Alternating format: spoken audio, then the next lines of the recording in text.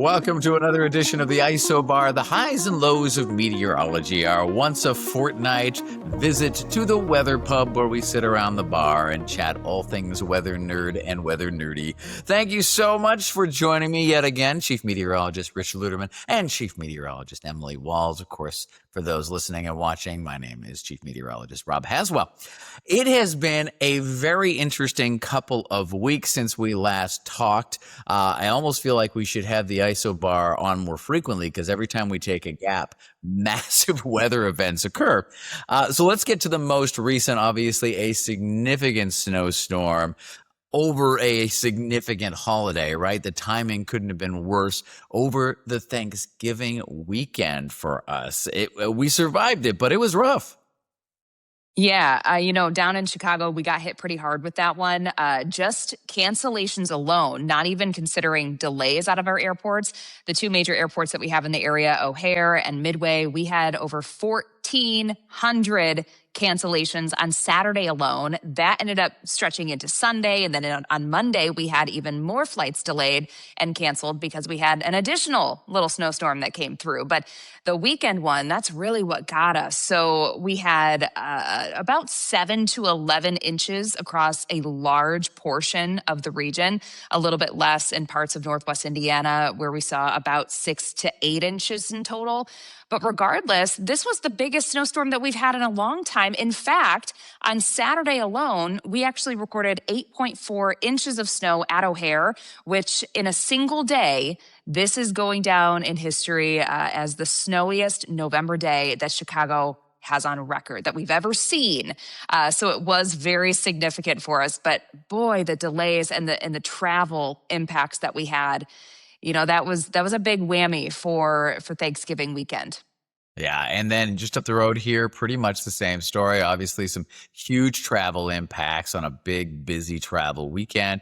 We had a record amount of snow. We had, the upper end of it was 12 to 14 inches. We got over 6 inches worth of snow officially at Mitchell International, causing all kinds of domino effects right across the area. And, this was just a couple of weeks past the big lake effect event that slammed into counties south of Milwaukee. We're seeing Kenosha area seeing 14 inches worth of snow. So they had just melted from under that to then get hit with this again through the Thanksgiving weekend. How are things over in Detroit, Rich? Rob and Emily, we got a fair amount over the weekend. We had about 3.6 at Metro Airport. So that's the official, National Weather Service site. But there were a lot of 3 to 5s in Detroit, Saturday into Sunday morning. At my house, I got about 4. But there were some spots near Saginaw, out there around Hamburg and Pinckney. This is to the west side of Detroit that picked up close to 7. So most areas 3 to 5, a few areas higher. Downriver, which is very close to Lake Erie, they actually got less because the Lake Erie influence sometimes can actually bring a little warming effect to that part of Michigan. So there was like an inch downriver Michigan, south of Detroit. So another interesting storm. It's the holiday season, gets everyone in the mood, I guess.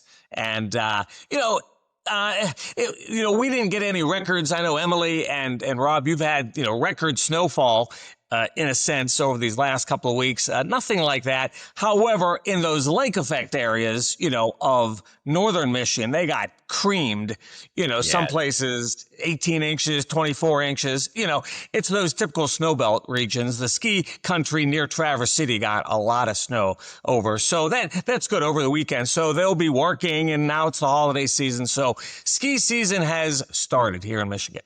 Yeah, there you go. Obviously, the ski hills are pretty happy about it. I would say locally here, a little ski hill, a little Switzerland, definitely had a great weekend, although they did have an issue with their ski lift, but I won't drag them into that one again. But it's interesting that you bring up the lake, and I think I want to circle back to that, Rich, but Emily, I kind of cut you off there. What were you saying? I was just going to jump in and say, the overall vibe in Chicago after this last snowstorm, I think was a pretty good one because last winter was such a dud for people that love winter. We only saw 11.9 inches in total last winter season. And for us to just pick up, 8.7 at O'Hare, but other locations around 11 or 12 inches, some locations actually outdid what they saw in total the entire winter last year. So a lot of, snow removal businesses and businesses that rely on winter weather, are thrilled about the snowfall that we've just had. Yeah, that's a really great point because there were a lot of folks, that do that for a living. A lot of landscapers that's their, winter side hustle, if you will. It's what keeps the lights on for them. And last couple of winters has been really tough. But getting back to what Rich was pointing out with the lake, it's fascinating how the Great Lakes impact winter storms. We were joking around today on the air that, when someone asked the question, oh, does the Lake Michigan give us more snow or less snow? The answer is yes. Because, it can give us a foot or more of snow, like the lake effect event we had, but it also undercut some of our totals in this recent system because in certain areas, it added a little warmth and moisture and brought those snow ratios down. So we ended up with lower amounts right by the lake and bigger amounts just a couple of miles farther in. So Rich, yeah, the lake that we live by here, Michigan, the lakes that you live by on the other side of Michigan, just a huge part of winter forecasting. And for people who, move to the Great Lakes, or for meteorologists who have never, worked in and around the Great Lakes, it does take some getting used to. There's a lot of nuances, obviously, to, the Denver area. There's a lot of nuances to New England. But our Great Lakes bring a lot of meteorological nuances, and both of you know that all too well. Yeah, it's kind of how we get paid, right? It is how we get paid. And, I had a lot of questions kind of about the lake effect event that we had versus the system that we just had. And how come forecasting seemed a little bit more spot on? How did we get this one, a little more right, if you will, just because lake effect is so localized. So it was a really good opportunity to explain to people how, we did not have the lake enhancement with this last round, which, that throws out a wild card that sometimes we have to deal with. And with the last round that we had, since we did not have that lake effect component, it made the forecast a little bit easier on us here in Chicago. Yeah, there you go. And there's, so much to be factored into a winter forecast. Anytime you can eliminate one big wild card of the Great Lakes, it certainly helps out for sure. So, of course, that was basically the end of November. And as we look back on the month that was the 11th month of the year, for me here in Milwaukee, it was really off and on hit and miss. So we had basically 50-50 when you look at the, highs for the month. We had about half the month with above average temperatures and half the month with below average temperatures. We even set a record about 10, 12 days into the month, getting into the, near 70. And then we end the month on this cold stretch and head in December with massive chill, throwing in, of course, the snowstorms along the way. I don't know if it was as up and down, back and forth for you guys, but, let's dig in. It was definitely back and forth here. We're close enough, Rob, that our weather is oftentimes pretty similar. So the first half of November was very warm, second half very cold, but we still ended up averaging out just a little bit warmer than average by about 1.1 degrees. So not very much warmer than average, but at least a little bit. And because of that, fall as a whole, each and every month was actually coming in warmer than average. Yeah, I think that's a good point because the highs were higher than the lows were lower. The days that were on the cooler side were only off by a bit, whereas we did set some record highs for high temperatures. So you're right, it did end up being slightly above overall. How did Detroit fare this November? We were very close to average with temperatures. I mean, within like 0.2 degrees on either side of average for the monthly total. Snow, though, we've had a couple of events, so we're running hot in terms of snowfall. We've had 5.8, so we're a little more than where we should be so early in the season. And I keep reminding people, we're a little under 3 weeks away from the official start of winter. We've been throwing out the winter words for the last couple of weeks, but, it's still fall. And I know there's the climatological fall and then, the calendar fall. But, we're just getting started and we're off to a cold start these last couple of weeks. And it looks like moving forward, it's going to be very chilly right into the middle part of December. So, once the cold air is in place, of course, we're going to have more snow events. Yeah, there you go. I mean, the 8 to 14 day temperature trend that I was looking at this morning has our entire region staying below average. That gets us about to the middle of December before we can kind of turn things around. And let me ask you this, guys, because I've had a lot of the same kind of reaction to what's been going on in November, at least the latter half of November, which is, why is everything starting so early this year? And I guess my response to that was, well, I think it's just psychologically early because Thanksgiving was so late. So like we're still thinking that Thanksgiving just ended, but it's already December. B, it's not really that early. We've just been so, treated so lightly by old man winter the last 2 or 3 years. It feels early. Would you agree with that? Yeah, I'd agree with that for sure. Certainly looking back to the last couple of years, we've had it so easy that I think a lot of us kind of forgot how soon this stuff can start. But also, we really didn't ease our way into it. I think that's another really big aspect of it. That's a It good was just point. kind of Yeah. like we flipped the switch and we went cold and straight to winter, and here we are now. And later this week we're talking about low temperatures that are going to be near zero here in Chicago. We have wind chill temperatures that could potentially be pretty close to 15 to 20 below, which, as we know, we more so talk about that in January and February, not usually the very beginning of December. So we did not ease into this. It's a harder adjustment. Good point. Good point. Rich, are you getting the same Come vibe on. over there? We knew this was coming. We had such a nice fall for a good chunk of it, and I think we suspected that perhaps a switch was going to get thrown. Mother Nature was going to move that switch and bring us the winter stuff. Thankfully we have not had a lot of ice over here. Straight snow events are often easier to deal with than those wintry mix events that we get in the Great Lakes.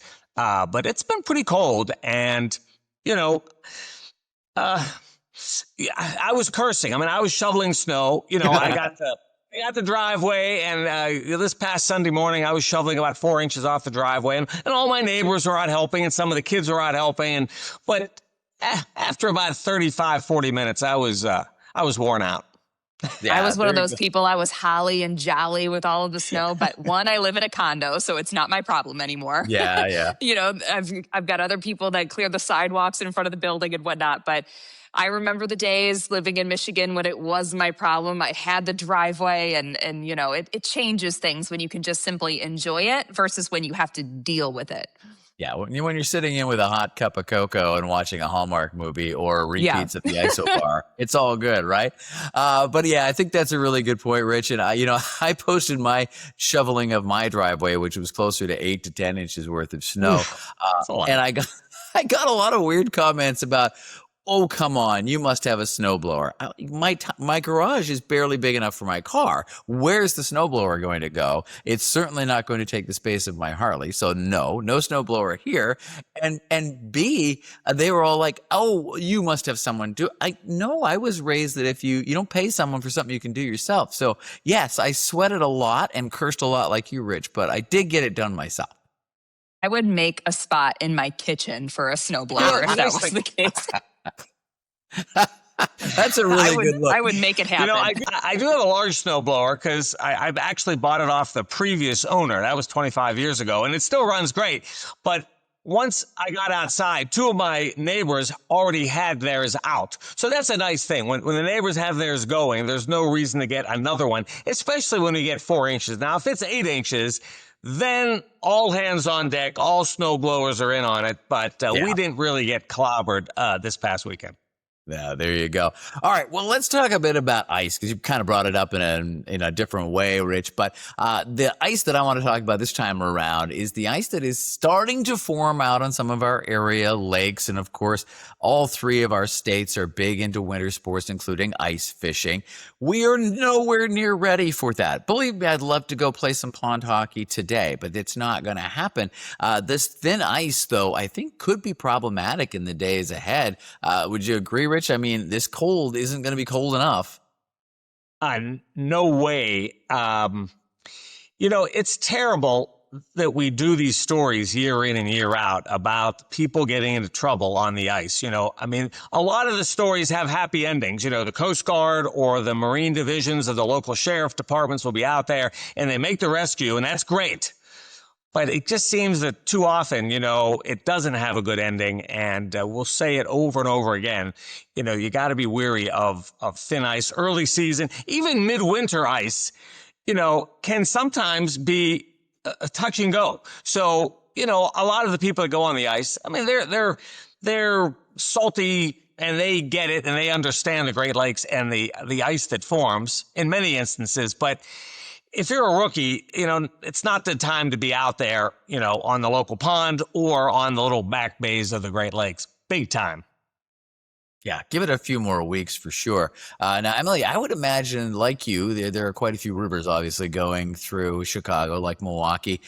You probably have a similar problem that we have here in Milwaukee, is that folks out partying think that they can go walk on the river. Yes. Yeah. Let's talk a bit about that, if you would.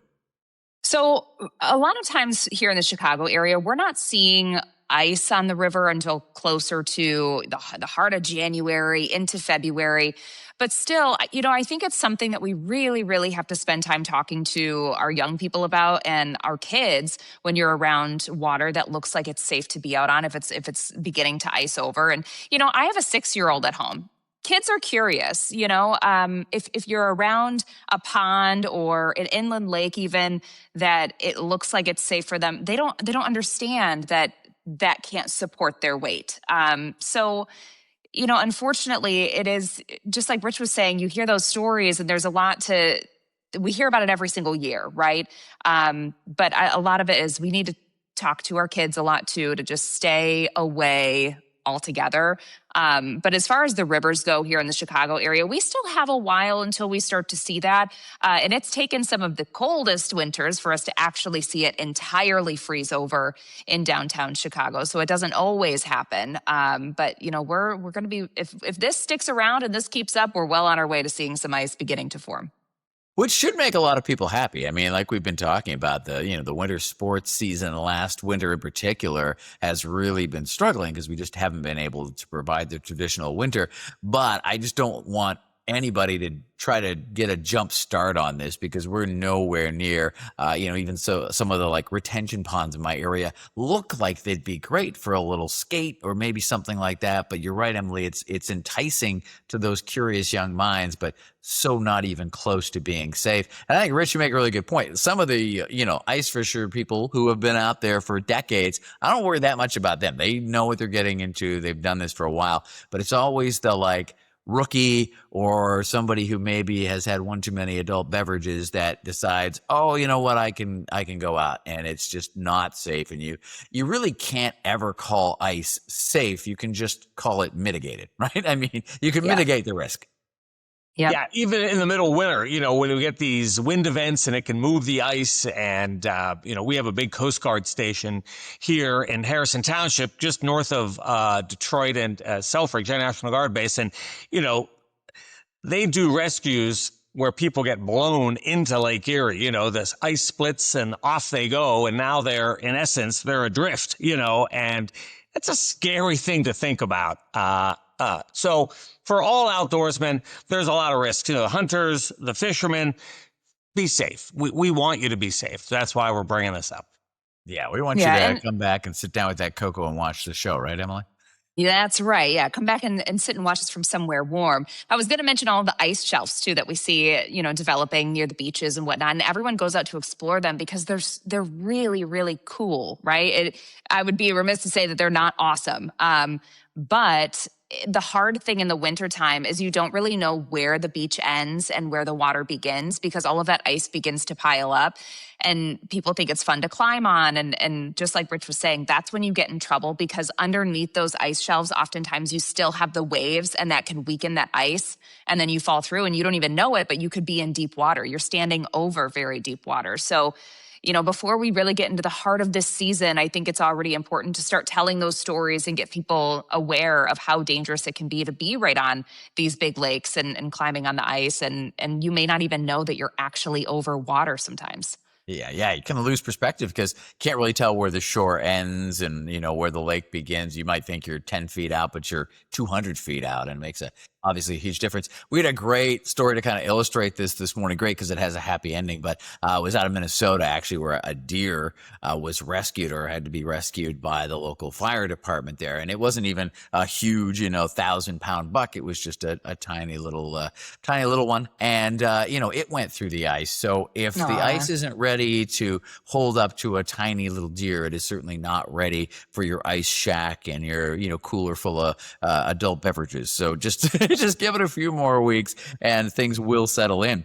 And speaking of, ice fishing and all the other fun winter things to do activity-wise, that leads us to the next obvious question. Where do we like to do them? Let's just go around the horn because we've all got great spots I'm sure that we enjoy come winter season. Rich, why don't we start with you? What's your go-to winter place to hang out in the Detroit or Michigan area? Well, there are some, small ski hills. I mean, this part of Michigan is pretty flat, but there are some small hills where there is skiing with chairlifts and all of that jazz. Pine Knob is one, and Mount Holly. These are small places, but over the years, I like taking the hike in the state park. Even when there is snow, a few inches of snow, you can still get that beauty being in the woods. So one of my favorite state parks is Proud Lake State Park. It's in Commerce Township. It's about 4,500 acres, not all that big, but there's some very nice trails, and you get out there and you hear the quiet. And that's a good thing, and then I treat myself to a little hot coffee on the way home, either at Dunkin' or Tim Hortons, a little plug there. But then downtown Detroit, there's Campus Martius. There's an outdoor rink. And it's very beautiful. It's very festive with the lights and warming stations. So there's no reason to stay indoors all winter. Get out there and find something to do. Oh, Rich, you know how to wound me with the Tim Hortons reference. Oh, yeah. Oh my gosh, I know. Canadian Instantly, I'm thinking of different things. But yes, I agree. Emily, where's your go-to? I'm all over the place. So just like Rich was mentioning, just hearing the quiet and the peacefulness of the woods, you can find me at a good forest preserve. We have a lot of those around the city.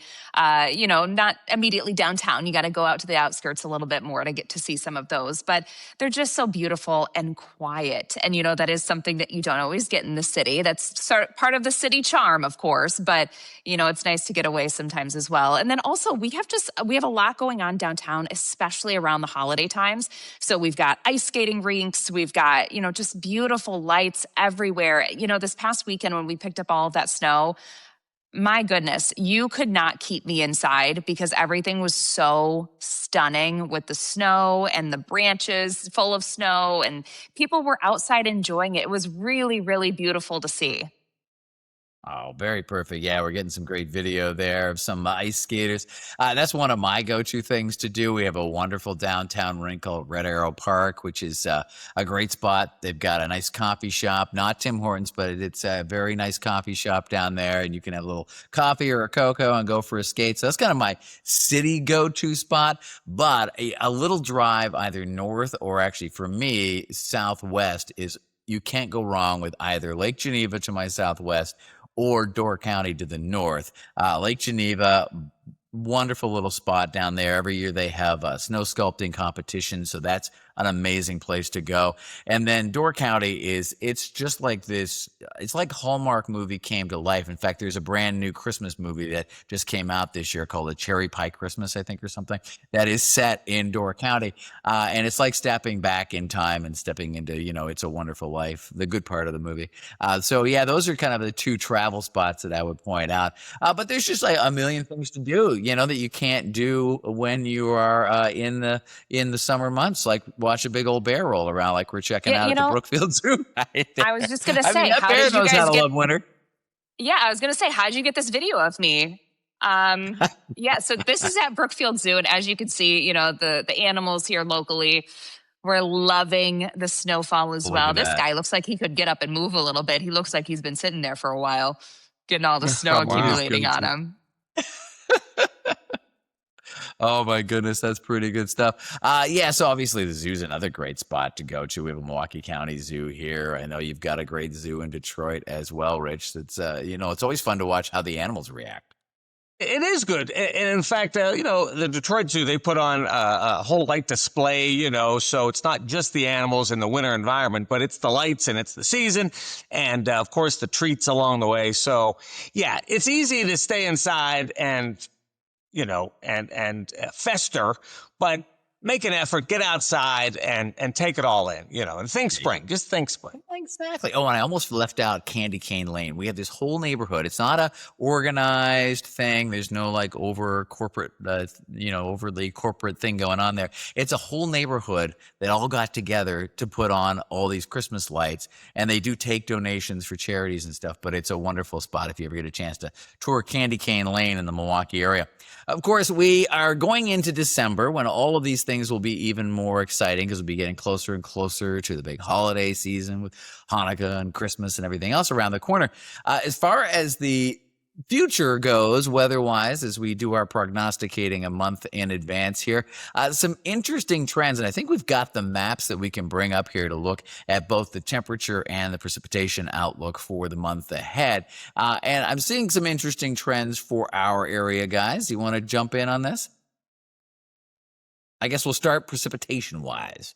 Yeah, so precipitation-wise, this not looking so bad. It looks like for the month of December, at least in our area. But,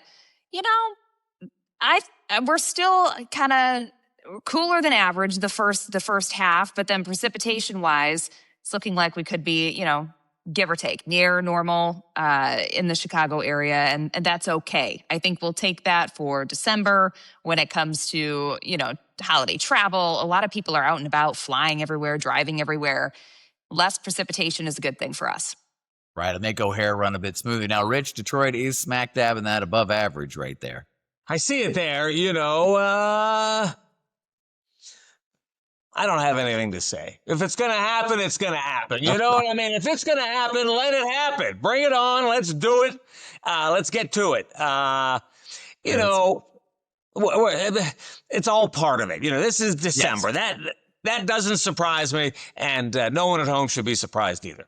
Right. And we are talking about being, above the average of the averages. So we could be talking about a tiny little tweak there that may not be all that noticeable. Now, as far as temperatures go, and I think we can bring that map up as well here in a second, we'll be able to see a bit of a different story. We're all on the chilly side, right across Milwaukee, Chicago, and Detroit. In fact, we're notably on the cooler side of things. Yeah, we're going to be staying cool here. I know in the Chicago area, at least for the first half of the month, and that it looks like we may be trending a little closer to normal, but still, these next few weeks are going to be very cold, very much below average. And I just want to remind people what average is. So in our area, average highs are still right around 40 degrees. I don't have a 40-degree day in my 7-day forecast anytime soon, nor do I have it in there for next week either. So yeah. we're definitely on the cooler side, and it's going to stay that way for a while. There you go. Yeah, in Milwaukee, we start the month at about 41 for the average high. We ended at around 33. But I think you make a really good point, Emily. These next couple of weeks will kind of, it's like putting your thumb on the scales, as they say, because we're going to be so much below the average for the first 8 to 10 days of December that even if all we do is average out for the rest of the month, it's going to be notably below average for our area. And I guess the same is probably true for Detroit, Rich. So I look at this map and I say, well, the skiers, the cross-country skiers, the ice fishermen, there's happiness in this graphic. It's not all, and kids and stuck inside. Yeah, get out there. Enjoy. Yeah. Woo! Rich, you're always a positive force on this show. I love it. If we ever do an episode where Rich is like, that's it, it's all, I'm going to pack up and move. Right, then we're just done. Then we know we're in trouble. All right, thank you both so much for joining me. I really appreciate you taking out the time here to dig deep, look back and ahead at what's coming our way. We'll meet again in another couple of weeks for yet another episode of the Isobar, the highs and lows of meteorology.